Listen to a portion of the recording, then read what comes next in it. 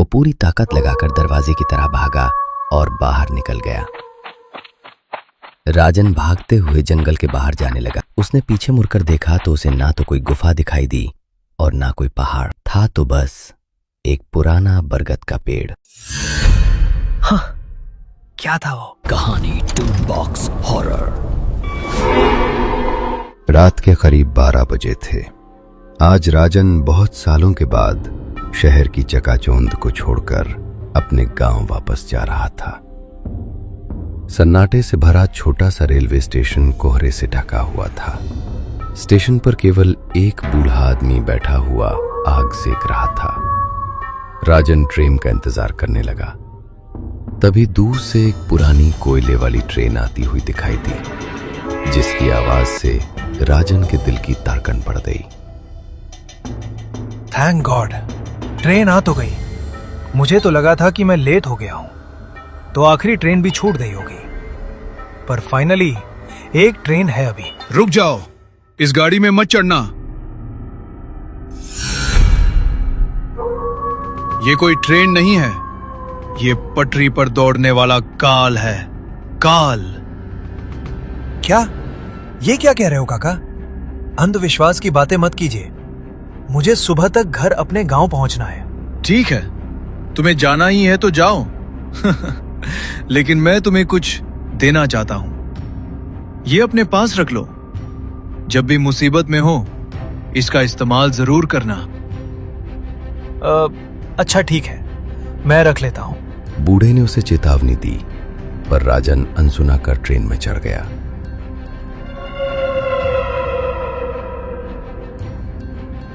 जैसे ही वो अंदर पहुंचा, वहां का वातावरण कुछ भारी सा हो गया। पूरी ट्रेन खाली थी। अगर कुछ था तो बस सड़ी हुई लकड़ियों की गंध और धूल।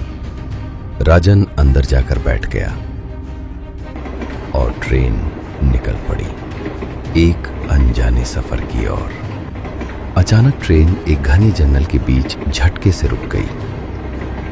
उसने खिड़की के बाहर देखा तो स्टेशन गायब था। सिर्फ ऊंचे ऊंचे काले पेड़ और सिसकती हवाएं थीं। राजन को एहसास हुआ कि ट्रेन का फर्श नीचे से धीरे धीरे मिट्टी में बदल रहा था। ये क्या हो रहा है? ट्रेन जैसी गायब हो रही है। वो चीखते हुए बाहर कूद गया। उसने पीछे मुड़कर देखा तो वहां ट्रेन नहीं थी, वो गायब हो चुकी थी। वहां सिर्फ जलती हुई पटरियां थी। वो एक छलावा था। अरे वो ट्रेन कहां गई? मुझे विश्वास नहीं हो रहा है। इसका मतलब वो एक छलावा था। ट्रेन का छलावा। बूढ़े काका शायद इसी के बारे में बोल रहे थे। हे भगवान, पर अब क्या करूं? मुझे जल्दी से यहां से निकलना होगा।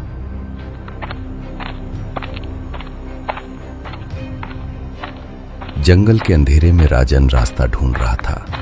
तभी उसे एक सुरीली आवाज सुनाई दी।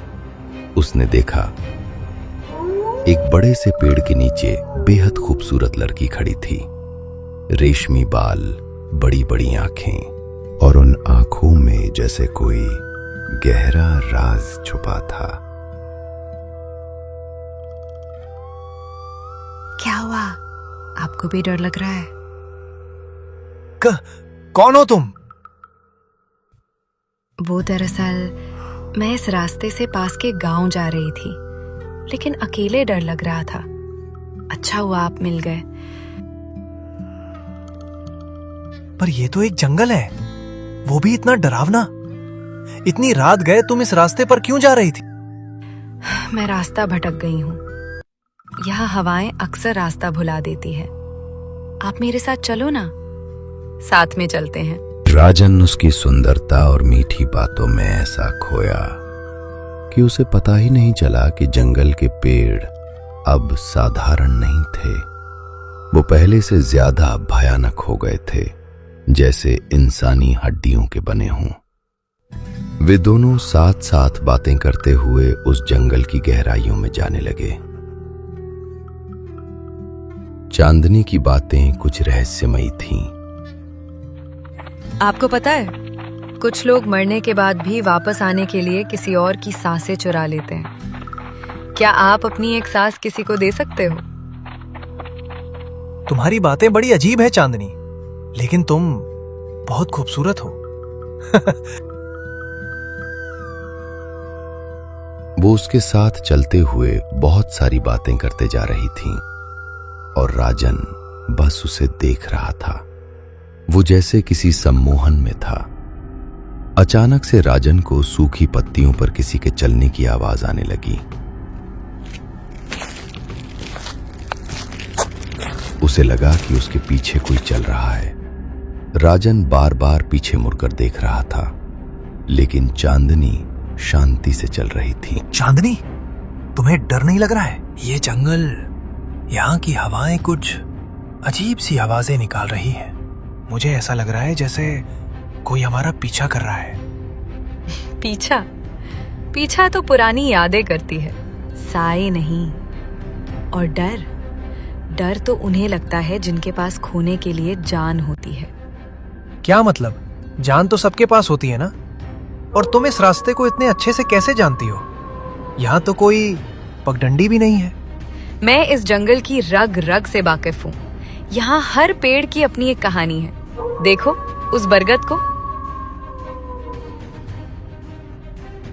कहते हैं यहाँ सालों पहले एक बारात आकर रुकी थी, जो कभी सुबह का सूरज नहीं देख पाई। ऐसी बातें मत करो, मुझे बस जल्दी से गांव पहुंचना है। वैसे तुम्हारे घर वाले भी तुम्हारा इंतजार कर रहे होंगे। इतनी रात को एक जबान लड़की घर से बाहर रहे तो। मेरा इंतजार तो बरसों से हो रहा है राजन जी। वैसे क्या आप मुझ पर भरोसा करते हो?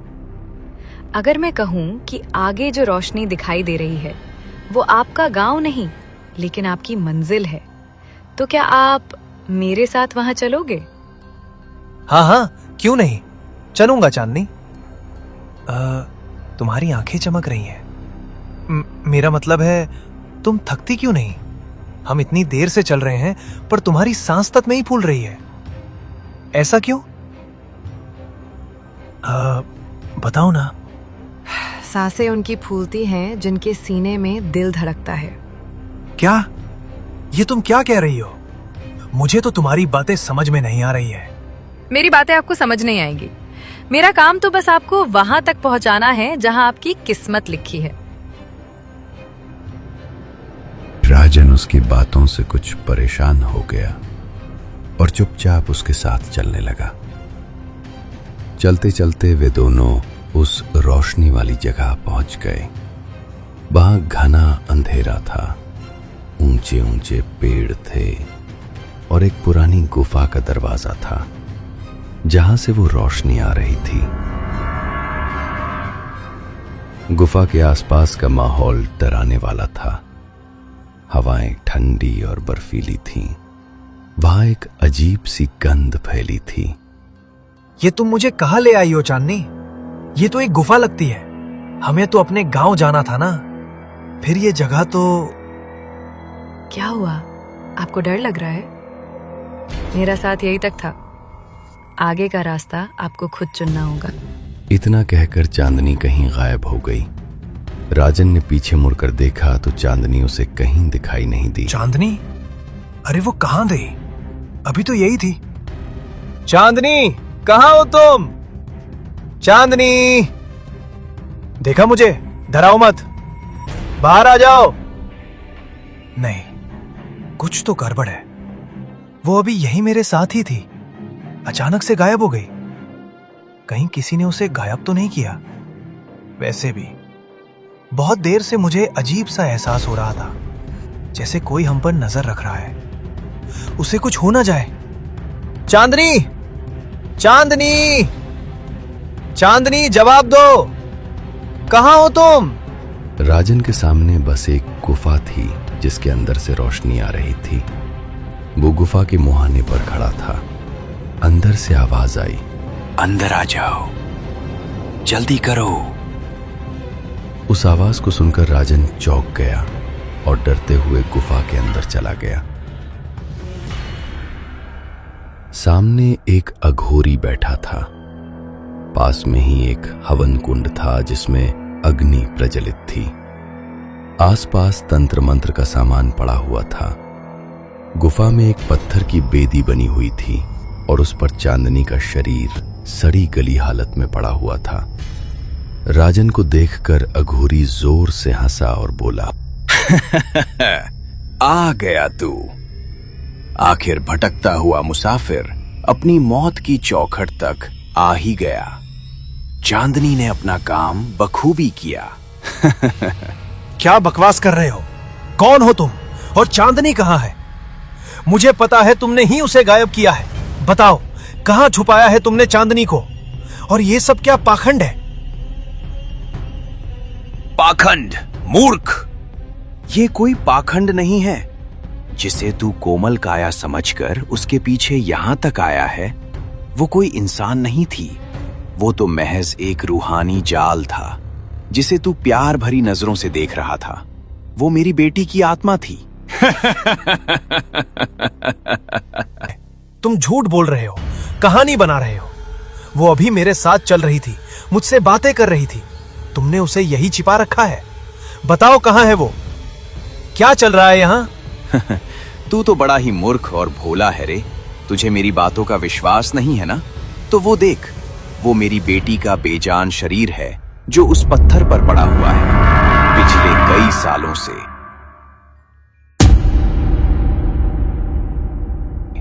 जो तेरे साथ थी वो उसका छलावा था, और वो ट्रेन जिसमें तू बैठा था वो भी ठीक उसी तरह एक छलावा था।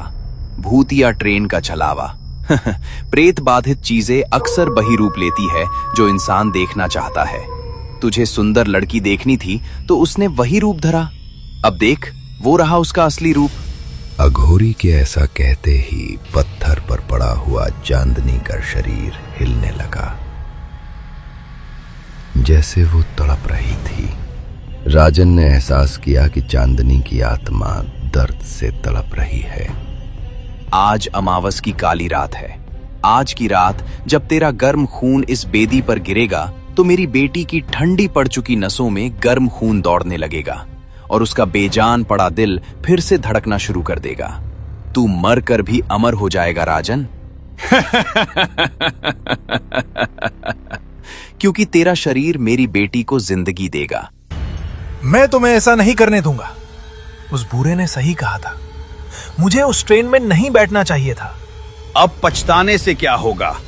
काल की गति को कोई नहीं रोक सकता। देख हवन की अग्नि को, वो भड़क रही है। मेरी बेटी की रूप तड़प रही है। तेरा वक्त खत्म हुआ राजन, चल आजा। अघोरी की बातों से राजन सहम गया। वो जोर से चिल्लाया, अगर चांदनी तुम्हारी बेटी है तो क्या तुम नहीं देख पा रहे हो कि वो तड़प रही है? ये जिंदगी नहीं, ये अभिशाप है। उसे मुक्ति चाहिए। तुमने उसके शरीर का अंतिम संस्कार नहीं किया, इसलिए उसकी आत्मा भटक रही है। वो दुखी है। तुम अपनी जिद छोड़कर उसे मुक्त करो, पागल अघोरी। खामोश। मैं इतने सालों से इस अनुष्ठान में लगा हूं। मेरी ये तपस्या बेकार नहीं जाएगी। मैं कितने लोगों की बलि दे चुका हूं पर सफल नहीं हुआ। पर तेरी बातों से लगता है कि तू बड़ा पवित्र आत्मा है जिसके खून से मेरी बेटी फिर से जिंदा हो जाएगी।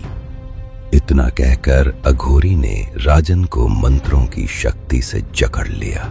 उसके कदम जमीन पर चिपक गए। वो अपनी जगह से हिल नहीं पा रहा था। गुफा के अंदर हवन की आग 10 फीट ऊंची उठ रही थी। अघोरी के हाथ में एक काला चमकदार खंजर था। वो राजन की तरफ बढ़ने लगा।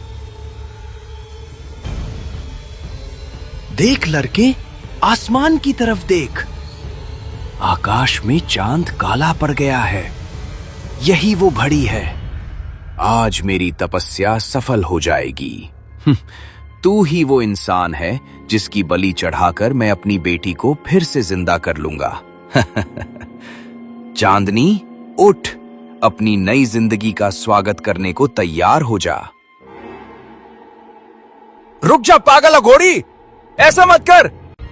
मैंने सुना है कि इस तरह से अगर किसी मृत शरीर को जिंदा किया जाए तो वो एक इंसान नहीं होता, वो शैतान बन जाता है। तू क्यों अपनी बेटी को तरपा रहा है? उसे छोड़ दे, जाने दे उसे। वो मर चुकी है। मरा हुआ इंसान कभी वापस नहीं आता। ये प्रकृति के विरुद्ध है। उसकी आत्मा को मुक्त कर दे। खामोश लड़के। अघोरी गुस्से से चिल्लाया और राजन की तरफ बढ़ने लगा। तभी वेदी पर लेटी हुई लाश के हाथ हिलने लगे, हड्डियां चटकने की आवाज आने लगी। राजन ने देखा कि वो सुंदर चेहरा जो उसने जंगल में देखा था वो भयानक हो गया था। उसकी त्वचा सड़ी गली थी और उसकी आंखों की जगह बस काले गड्ढे थे। नहीं, ये तेरी बेटी नहीं है। ये शैतान है, शैतान। जिसे तू दुनिया में वापस ला रहा है वो इंसान नहीं है। ये अनर्थ मत कर, रुक जा। अघोरी खंजर लेकर उसकी तरफ झपटा। राजन डर से कांप रहा था। तभी उसे अपनी जेब में कुछ भारीपन का एहसास हुआ और उसे याद आया कि स्टेशन पर मिले बूढ़े ने उसे एक छैनी दी थी जो अभी भी उसके पास थी। उसने जल्दी से उस छैनी को हवन कुंड में फेंक दिया। छैनी के हवन कुंड में गिरते ही जोरदार धमाका हुआ और उसकी आग बुझ गई। गुफा की दीवारें थरथराने लगीं। अघोरी जमीन पर गिर पड़ा। उसकी मंत्र शक्ति टूट चुकी थी। नहीं, तूने मेरी सालों की मेहनत बेकार कर दी। ये तो अनर्थ हो गया। अब वो जाग जाएगी। मैंने इतने दिनों से उसकी आत्मा को कैद कर रखा था, लेकिन अब वो आजाद है। ये क्या कर दिया तूने? अघोरी के चेहरे पर एक डर दिखाई दे रहा था, जैसे कोई अनहोनी होने वाली हो। हवन कुंड की आग बुझते ही पत्थर की बेदी पर पड़ा चांदनी का शरीर हवा में उड़ने लगा। असली खौफ अभी शुरू हुआ था।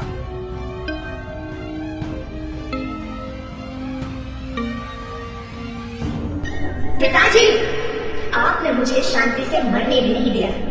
अब इस शरीर को खून चाहिए और सबसे पहले आपका। नहीं, नहीं बेटी, मैं तेरा पिता हूँ। शांत हो जा, शांत। मैं तो तुझे वापस लाना चाहता था, पर इस तरह नहीं। आप मुझे नहीं, अपनी जिद को वापस लाना चाहते थे। अपने तप को साबित करने के लिए आपने मेरे मृत शरीर का इस्तेमाल किया है। मेरी आत्मा को कैद करके कितने सारे इंसानों की बलि दी है। अब ये सिलसिला यहीं पर रुक जाएगा। अब बस, और बलि नहीं, आज मैं ये सब खत्म कर दूंगी। चांदनी की आवाज अब सुरीली नहीं, बल्कि हजारों चीखों का मिश्रण थी। चांदनी का लंबा डरावना साया अघोरी की तरफ बढ़ा और उसकी चीख पूरी गुफा में गूंज उठी। राजन ने देखा कि गुफा का दरवाजा धीरे धीरे बंद हो रहा है। वो पूरी ताकत लगाकर दरवाजे की तरह भागा और बाहर निकल गया। राजन भागते हुए जंगल के बाहर जाने लगा। उसने पीछे मुड़कर देखा तो उसे ना तो कोई गुफा दिखाई दी और ना कोई पहाड़ था, तो बस एक पुराना बरगद का पेड़। हाँ, क्या था वो? क्या वो सब सच था या कोई डरावना सपना? तभी उसके कानों में वही सुरीली आवाज की फुसफुसाहट गूंज उठी। शुक्रिया राजन, मुझे उस कैद से आजाद करने के लिए। पर याद रखना, जो एक बार छलावे को देख लेता है वो कभी अकेला नहीं रहता। राजन ने घबरा कर पीछे देखा तो वहां कोई नहीं था, लेकिन सूखी पत्तियों पर किसी के चलने की एक आहट सुनाई दी।